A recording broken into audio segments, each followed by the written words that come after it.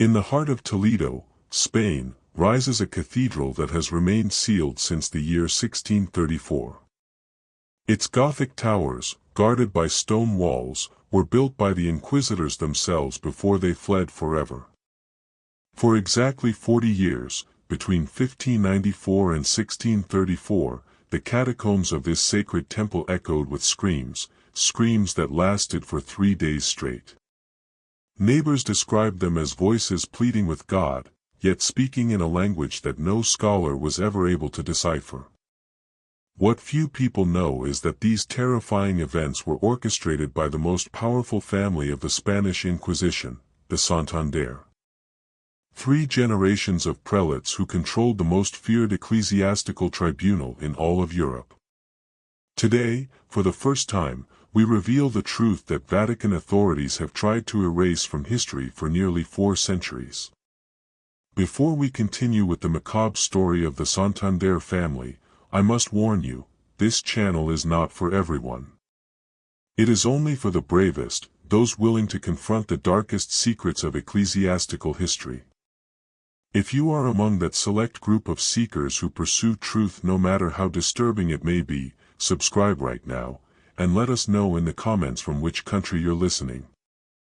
We must be certain that together, we have the courage to journey into the shadows. Toledo, 1594. The imperial city stood as the spiritual heart of Spain. Its cobblestone streets were filled with pilgrims from across Europe, all coming to witness the sacred relics. At the center of this devotion stood the majestic primatial cathedral, its Gothic towers reaching as if to touch the heavens themselves. But beneath this holy temple, where ancient kings had been laid to rest, stretched the oldest catacombs of the Iberian Peninsula. It was here that the Santander family established its stronghold. They had arrived in Toledo 3 generations earlier, when the family patriarch, Don Esteban Santander, was appointed Inquisitor General of the region. Esteban was a man of imposing stature, with piercing eyes that seemed to read the souls of the accused before they even spoke. His son, Don Rodrigo Santander, rose to become the Bishop of Toledo, while his grandson, Don Alejandro Santander, achieved the rank of cardinal at only 35 years old, a meteoric rise that inspired both admiration and whispers of envy within the halls of the Vatican. The Santander were known for their relentless religious zeal. For 40 years, they purified Toledo, sending hundreds of people to the flames. Citizens whispered that when a Santander interrogated a heretic, the sessions lasted for days, and from the cathedral's dungeons came sounds that froze the blood. But everyone assumed it was simply the necessary work of the Holy Inquisition. In 1598, the youngest member of the dynasty, Miguel Santander, returned from Rome after completing his theological studies. He was only 23 years old, slender in build, with an angelic face, and had been educated in the finest seminaries of Italy. Miguel had grown up listening to the grand tales of his family, dreaming of the day when he too could serve God within the highest ranks of the Church. What he did not know was that his return would mark the beginning of the end for the Santander dynasty. On the night of October 15, 1598, Miguel awoke in his cell inside the convent attached to the cathedral, stirred by a strange sound. It was 3 in the morning. From somewhere beneath his room on the 2nd floor, a melody rose, yet it was no Gregorian chant. This was something older, more primal. The words he heard were not Latin, nor Spanish, nor even Arabic. They were sounds that seemed to emerge from the very bowels of the earth. Barefoot, with the chill of the stone floors cutting into his skin, Miguel followed the sound. It led him to a door he had never noticed before, hidden behind a tapestry embroidered with the cross of the Inquisition. The door stood slightly ajar, and through the crack pulsed a reddish light that flickered in rhythm with the chanting.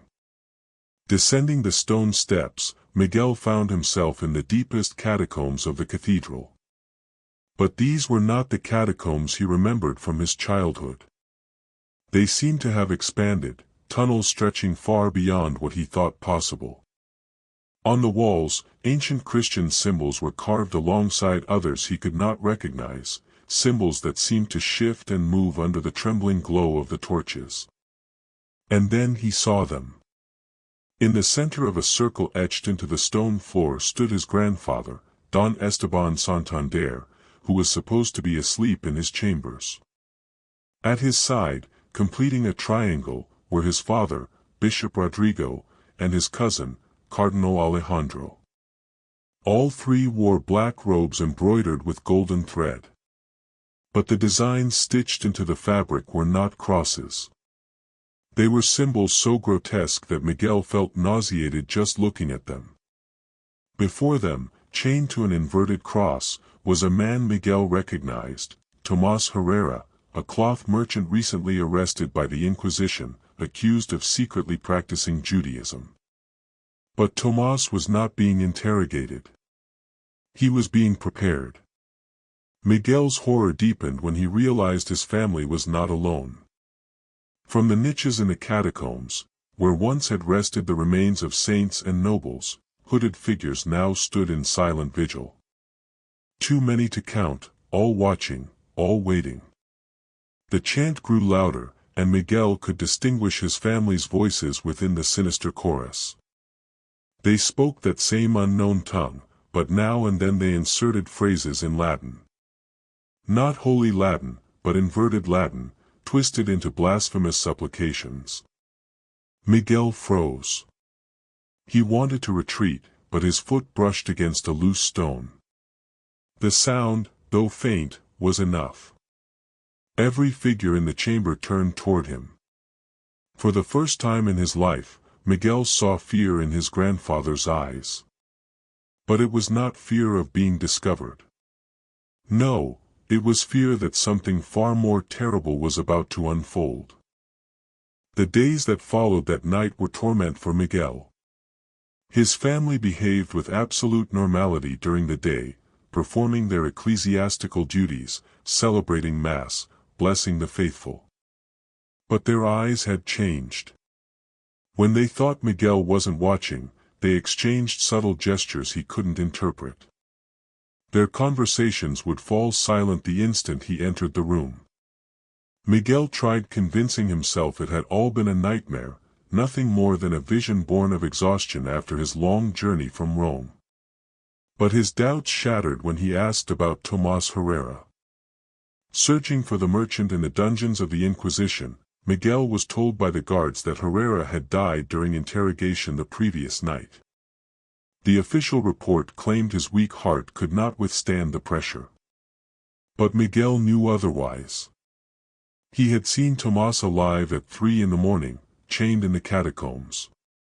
From that moment, he began a secret investigation.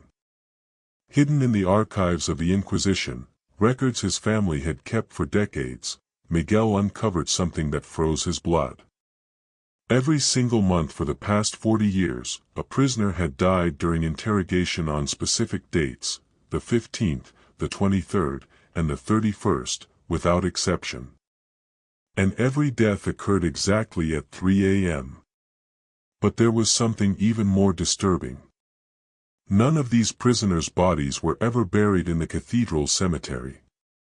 According to the official records, the corpses had been returned to their families.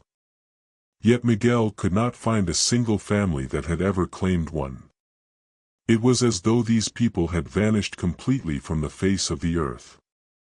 Then, one night, while reviewing documents in the cathedral library, Miguel made a discovery that confirmed his worst fears. Inside a missal, hidden between its pages, lay an ancient parchment. It was written in the same strange language he had heard in the catacombs. But in the margins, someone had scribbled a translation in Latin. What Miguel read made his hands tremble. It was a contract. A pact, signed by his great-grandfather, Don Esteban Santander, in the year 1594. In it, Esteban promised to deliver 36 souls every year for 40 years. In exchange, the Santander family would gain absolute power over the Spanish Inquisition. The contract stipulated that the souls must be offered on precise dates, and that the rituals had to be carried out in the consecrated catacombs of Toledo. But the most horrifying detail lay in the final clause. At the end of the 40 years, the pact would be sealed forever with the sacrifice of the fourth generation of the Santander bloodline. That sacrifice was to be Miguel himself. Can you imagine the horror he felt, realizing he had been marked for death even before he was born? Miguel knew he had to act quickly. By his calculations, the pact would reach its conclusion in exactly 6 months, on April 15, 1634. But he couldn't confront his family directly. They were too powerful, and he was just a young priest with no political influence. He needed irrefutable evidence, something strong enough to send to Rome. Over the following weeks, Miguel developed a dangerous plan. Each night, after his family had retired to their chambers, he secretly descended into the catacombs. Armed with parchment and ink, he meticulously documented everything he saw. He copied the carved symbols from the walls, transcribed the blasphemous texts, and mapped out the tunnels that seemed to stretch far beyond what any human construction should allow. But the catacombs held more secrets than he had ever imagined. In one of the deepest tunnels, Miguel discovered a hidden chamber filled with hundreds of skeletons piled high. These were not ancient remains. Some still bore scraps of clothing that Miguel recognized as belonging to people arrested by the Inquisition in recent years. Yet the most disturbing detail was the way the bones had been arranged. They weren't scattered at random, they formed intricate geometric patterns, as though each skeleton had been placed to complete a vast ritual spanning the entire chamber. At the center of this necropolis stood something that filled Miguel with absolute dread, a massive altar of black stone, unlike anything carved by human hands. Its surface was covered in inscriptions written in that same unholy language. But among them, Miguel recognized symbols from his own theological studies. They were demonic sigils, and not those of minor spirits. These were the marks of the Prince of Darkness himself. For the first time, Miguel understood, his family had not forged a pact with just any demon. Their covenant was with him. As Miguel frantically copied the inscriptions and sketches, he began to notice he was not alone in the catacombs. Shadows moved at the edge of his vision. Whispers seemed to seep from the very stone walls. And each night, the inscriptions on the altar looked slightly different, as if the stone itself were alive, shifting, preparing for something.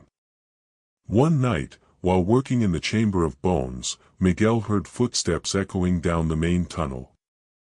He hid quickly behind a pillar.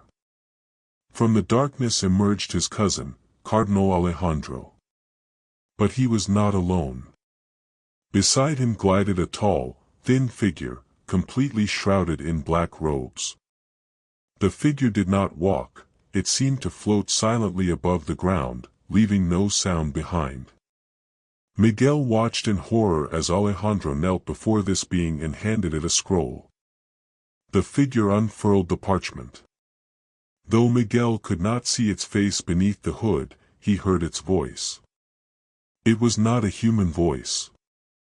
It was as if thousands of voices spoke at once, weaving together into a symphony of whispers that gnawed at Miguel's sanity.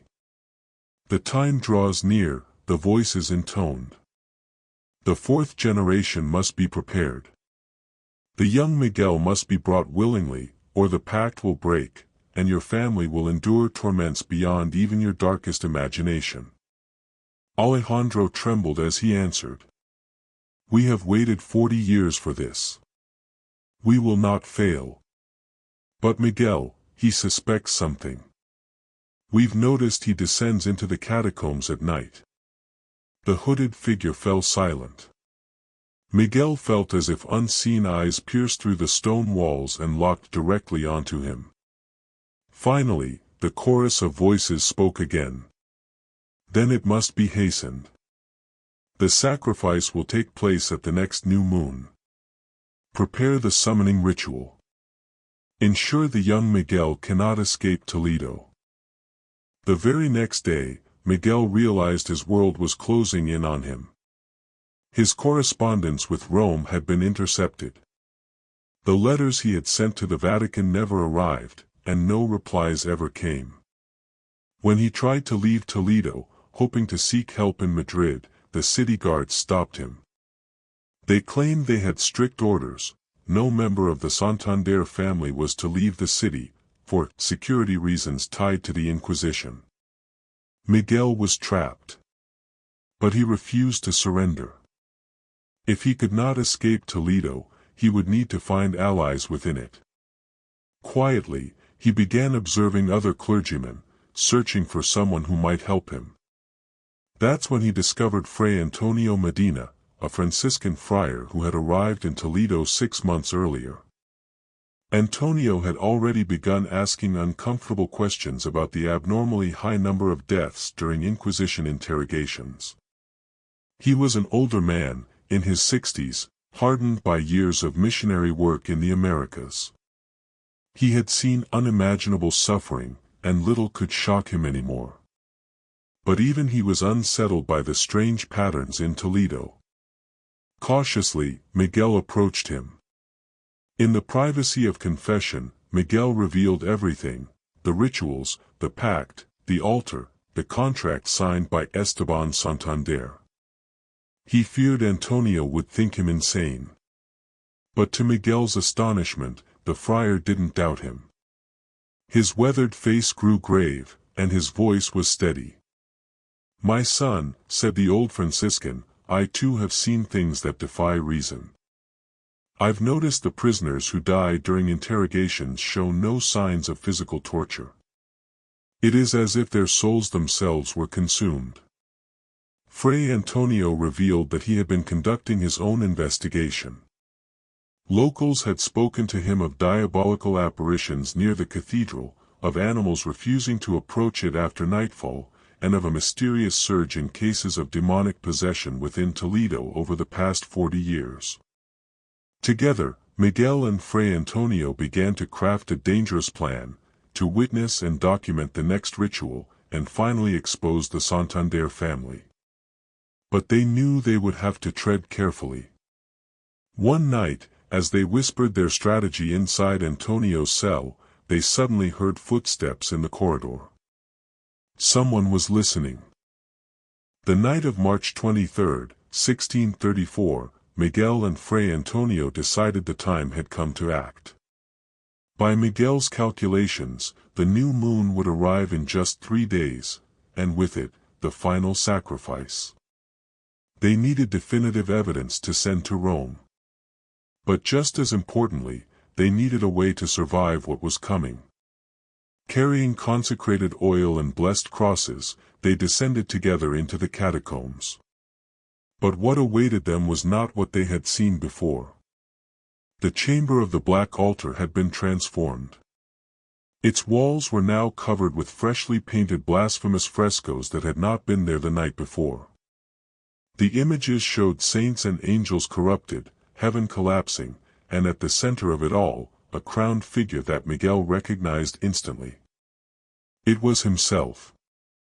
In the frescoes, Miguel's own face appeared, crowned with thorns of black iron, marked as the final sacrifice. Fray Antonio began to pray aloud, but his words were drowned out by a chilling laughter that echoed from every direction at once. The torches extinguished themselves, and the chamber was swallowed in a darkness so heavy it felt alive. Then, a voice emerged. A voice Miguel knew well, yet distorted, rotten, as though spoken through the mouth of a corpse. "Welcome," it said. "You have arrived just in time for the final preparation." When the torches flared back to life as if ignited by invisible hands, Miguel and Fray Antonio found themselves surrounded. The entire Santander family stood there. But they were not alone. The hooded figures Miguel had glimpsed before were present as well, and now he saw what hid beneath their hoods. Not human faces, but grotesque, twisted visages, with glowing red eyes that belonged to no world he knew. Miguel's father, Rodrigo, stepped forward, his smile cold and lifeless. "You've been very curious, son. But your curiosity ends here. The time has come for you to fulfill your destiny." Then Cardinal Alejandro approached, holding high a curved dagger carved from black obsidian. His voice trembled with a mixture of reverence and madness. "For 40 years we have fed the Lord of Darkness with the souls of heretics and blasphemers. And now, he will reward us with eternal power." Miguel backed away until his shoulders pressed against Fray Antonio's. The friar continued praying, but even his holy words seemed to weaken under the crushing weight of the evil that filled the chamber. With trembling voice, Miguel cried out, "Why? Why destroy your faith? Why condemn your souls?" His grandfather, Esteban Santander, stepped forward. His eyes were no longer human, they were pits of darkness, endless and suffocating. The old man sneered. "Faith? Faith is for the weak, for those willing to wait for eternal glory. We did not want to wait. We took power here and now, in life. We ruled the Inquisition.